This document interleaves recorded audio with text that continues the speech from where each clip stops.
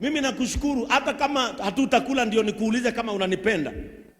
Mimi nimekuwa nyumbani juzi na nimeona vile barabara ya kutoka Rironi kwenda kwetu Nakuru iko. Mimi hata usinipe kitu kingine. Hiyo barabara ikikamilika nitakubeba na shuka. Kwa sababu mimi ndio hulala barabarani Disemba, si ndio kweli?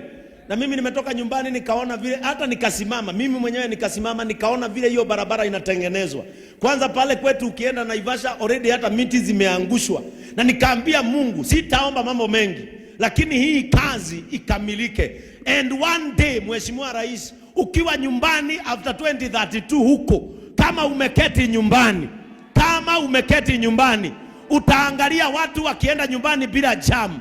Utaangalia Salga hakuna ajali, na utajiguza kifua useme, at my age I answered to the call. Praise the name of the Lord. I answered to the call.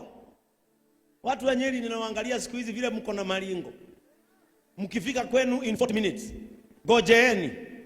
December tutaekania hapa na tugonge mate. Mwenye anafika nyumbani mbele atumie mwingine rao ngapi? Waigwa we. Mofa mni wa Nyeri. Ati mnalinga mnafika Nyeri masaa machache. Nyinyi gojeeni. Yenu ni ya rain 6, yetu ni ya rain 30.